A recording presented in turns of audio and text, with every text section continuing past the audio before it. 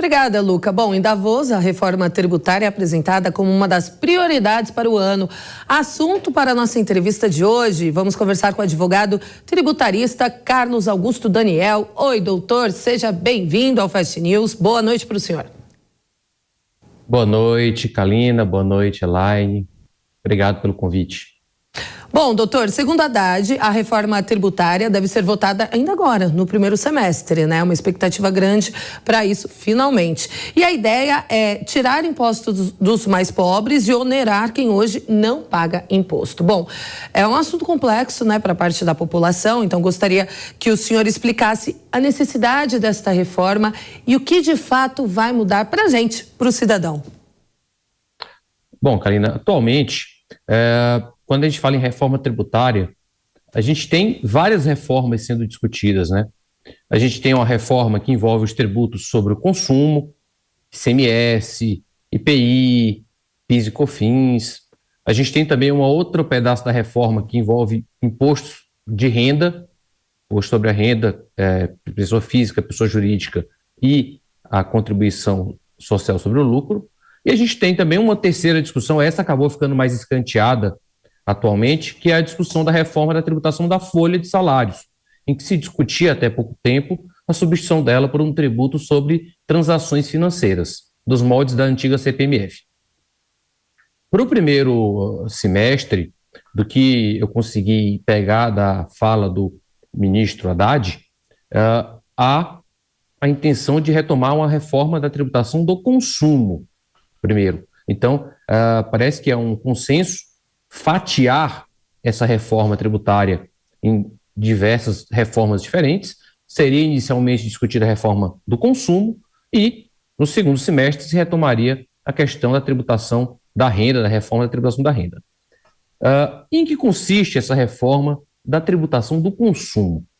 Hoje a gente tem diversos tributos que oneram o consumo e tributos que eles estão, de certo modo, distribuídos para a União cobra IPI, cobra PIS e COFINS, os estados cobram ICMS e os municípios cobram ISS, que é o Imposto sobre Serviços. Então isso gera, primeiro, uma grande complexidade para o sistema tributário. Além dessa complexidade inerente de você ter várias pessoas cobrando tributos, você tem também um problema de carga tributária para as pessoas mais pobres. Porque o tributo sobre o consumo, ele onera o produto em si consumido, de certo modo. O preço que você pagou sobre aquele produto vem a carga tributária embutida. E veja, a pessoa que ganha R$1.000, ganha um salário mínimo por mês, ela vai pagar o mesmo tributo na compra de um refrigerante, de um alimento, que a pessoa que ganha R$10.000, que ganha R$50.000, que ganha R$100.000. Isso gera um problema que a gente chama de regressividade, que é, quanto mais rica a pessoa é, menos tributo ela vai pagar proporcionalmente em relação àquele produto. E hoje a gente tem uma distorção muito grande que vai ser interessada por essa reforma tributária, que é o fato de os serviços serem muito menos onerados do que as mercadorias. Você tem alíquotas de ICMS 13%, 14%, 17%. O ISS não, o ISS ele tem uma alíquota muito mais baixa, uma alíquota ali até 4%, 5%. Então, e aí, onde é que está o problema central aí? O problema central é que as pessoas mais ricas tendem a consumir mais serviços do que mercadorias. Então, no final do dia, as pessoas com uma faixa mais baixa de renda, elas acabam sendo, primeiro, mais oneradas naturalmente por conta dessa regressividade que é intrínseca à tributação do consumo, já que todo mundo paga a mesma carga tributária sobre os produtos que consomem, e também pelo fato de esse consumo de bens ser mais onerado que o consumo de serviços. E veja, se falou muito, vocês devem ter ouvido, a expressão reforma tributária neutra, que é a reforma tributária que não vai ter aumento de carga. Ninguém quer ouvir falar em aumento de carga. Então, na verdade, acho que a Elaine deve ter pensado a mesma coisa que eu, assim, a preocupação hoje é não vamos aumentar a carga.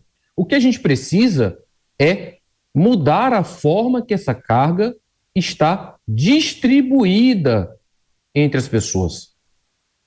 Então, veja, a gente tem uma carga tributária e até é difícil a gente pensar uma ideia de qual é a carga tributária ideal. Depende. Depende do que o Estado se prestar a fornecer para a população. Então, não dá, até eu costumo dizer que, para meus alunos, que não dá para se falar em justiça fiscal sem você pensar também numa política de gastos. A justiça fiscal ela está sempre atrelada a uma política de gastos. Não dá para ter uma coisa separada da outra. Então, a ideia é que o Estado brasileiro ele tem um custo. Esse custo ele vai ter que ser suprido pelos tributos. Só que a grande questão da reforma tributária é como vai estar distribuído esse custo dentro da sociedade. Tá? Doutor, mas assim, desculpa, né? Só para eu entender melhor. Vai simplificar, né? O senhor está falando sobre essa distribuição, mas no bolso mesmo do brasileiro, vai trocar só de nome? Um imposto único que vai juntar todos, mas no bolso o gasto é trocar 6 por meia dúzia ou não? Vai fazer realmente uma diferença? Bom, vai fazer diferença.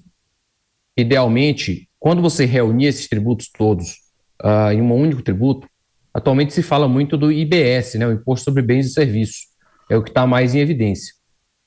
Quando se reúne tudo, tributar tanto mercadorias quanto serviços sobre uma única alíquota, naturalmente, isso vai ter que ser uma questão discutida pela equipe econômica do governo, qual vai ser a alíquota disso. Porque, como eu falei para vocês, hoje você tem lá os serviços sendo tributado entre 2% e 5%, mais ou menos, do serviço, e você tem a mercadoria sendo tributada a 17%, a 20%, a 15%.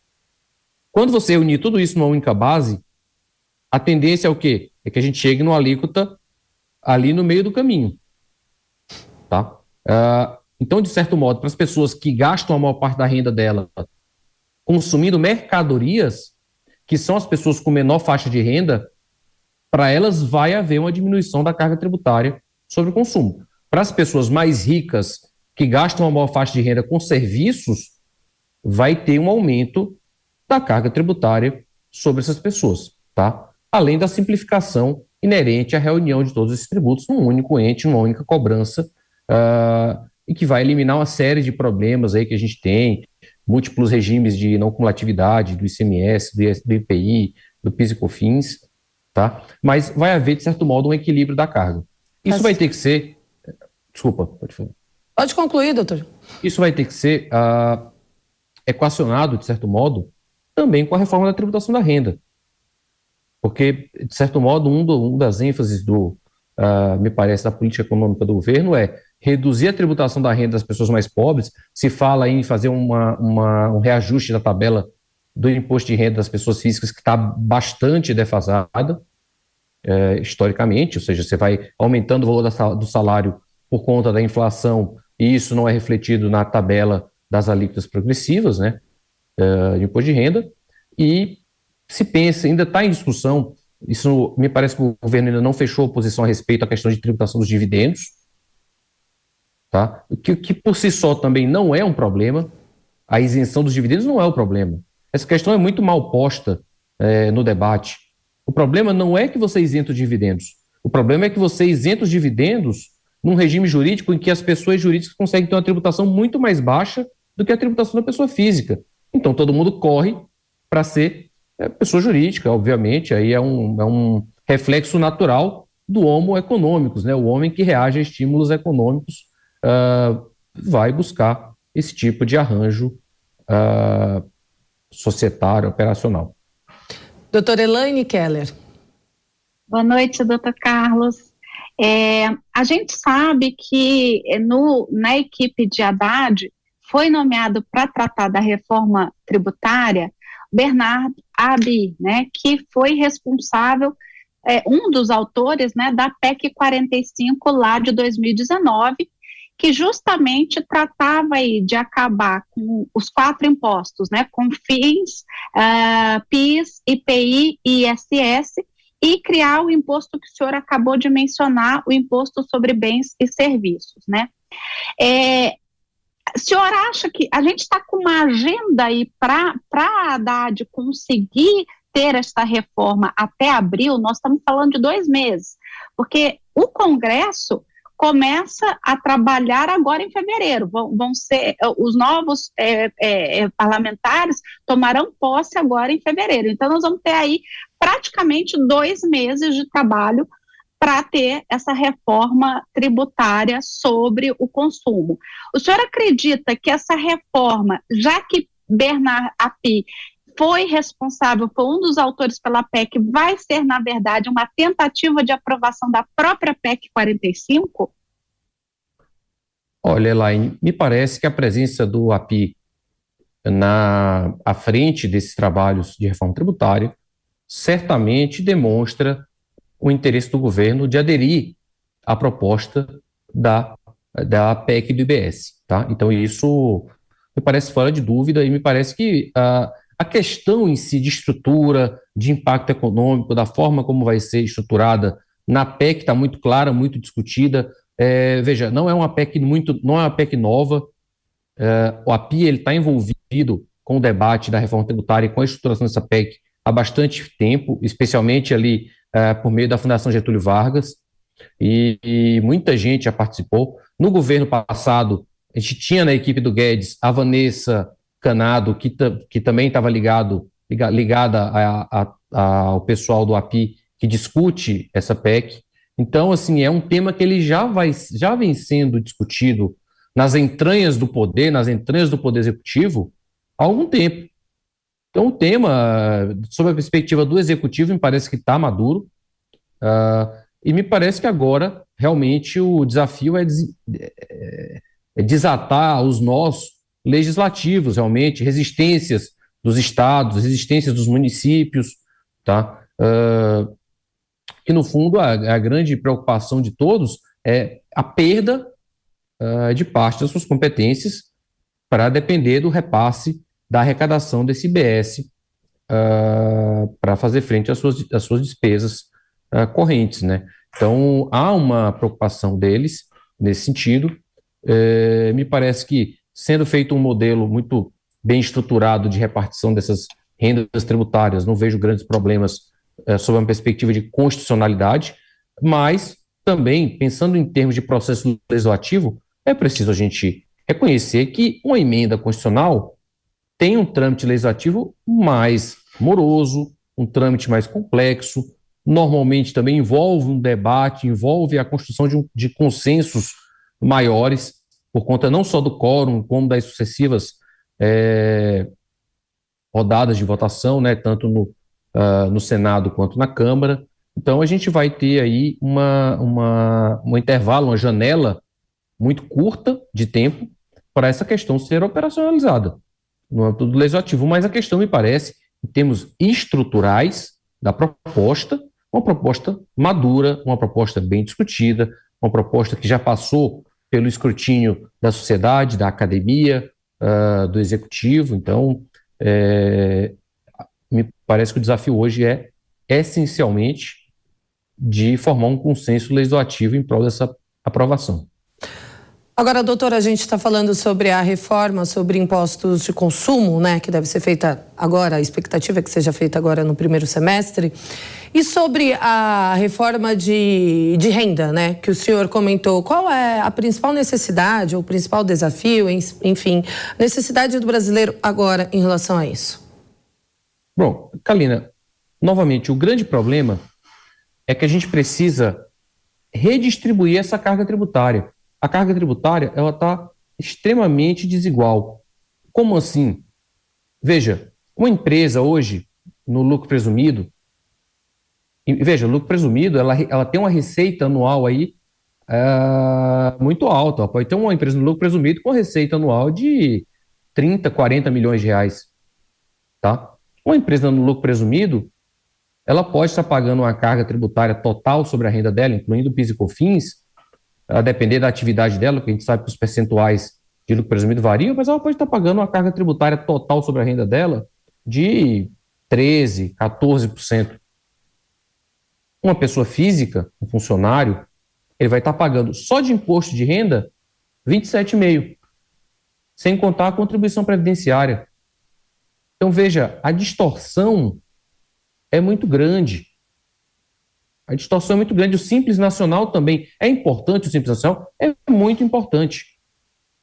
É muito importante. Mas gera uma distorção, e aí, quando a gente fala de distorção, na carga tributária global sobre a renda que a pessoa ganha. Sem separar tributo A, B ou C, mas o total do tributo que você vai pagar sobre cada real que você ganhar é muito maior na pessoa física do que na pessoa jurídica. Então, enquanto isso não for equacionado, vai haver sempre aquela migração, aquele movimento no caminho do que a gente chama de pejotização, que não é uma prática vedada no Brasil, de certa forma, sendo uma pejotização feita de forma legítima, tá? Mas é uma tendência, um reflexo da nossa estrutura tributária, da tributação da renda. O que a gente precisa é criar um modelo tributário, idealmente, em que seja neutro você atuar como pessoa física ou como pessoa jurídica, de certo modo. Você equilibra essa balança de modo que a carga tributária não recaia tanto sobre o trabalhador. Porque o trabalhador ele vai estar sujeito não só à alíquota de 27,5%, como ao IR-fonte. Então ele não tem nem o que discutir, né? É retido na fonte, ele só recebe o líquido. Depois ele vai fazer a declaração de ajuste anual. Por sinal, a partir de março aí começa a poder ser enviada. Então, a gente tem essa distorção que vai ter que ser enfrentada pela reforma. A gente tem a defasagem da tabela do imposto de renda, que parece ser um ponto que desde a campanha do presidente Lula ele vem insistindo nesse ponto. Eu acho aquele número de R$5 mil de salário ser isentado, eu acho um número muito alto. A parcela de pessoas isentas vai ser bastante alta, então talvez não seja um número factível na prática, mas aqui é mais um palpite do que propriamente uma análise das faixas de renda, mas me parece que são os principais pontos aí, talvez lidar com alguns benefícios fiscais, algumas deduções que tenham que ser revistas, a própria dedução da saúde sem nenhum tipo de teto é uma questão que recorrentemente é posta em xeque no debate. Então, a gente tem aí uma série de pontos. Doutora Elaine, para finalizar, mais alguma? Sim, eu queria pegar um gancho no que o senhor falou sobre o Simples Nacional, e a gente sabe que uma das plataformas de governo de Lula será justamente o incentivo ao pequeno e médio empreendedor. O senhor acredita que essa reforma deva incluir um aumento dos limites para o Simples Nacional e para o MEI?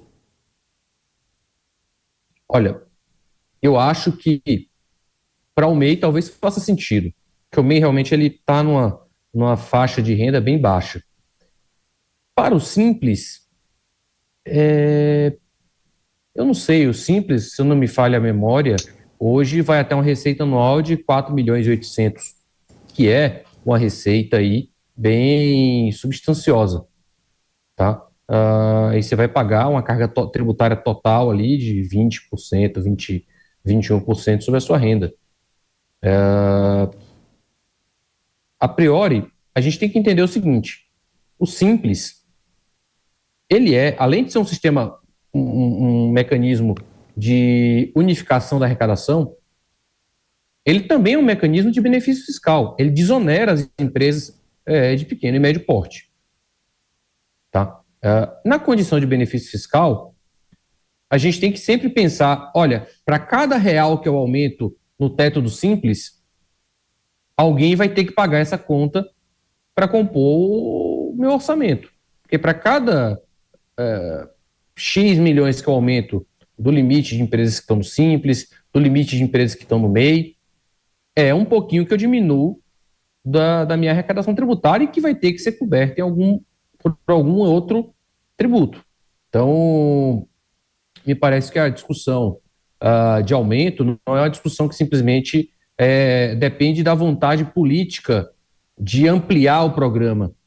E eu acho que depende também de responsabilidade fiscal, de você saber de onde vai sair o dinheiro para recompor o que você deixa de arrecadar pelo aumento desse programa.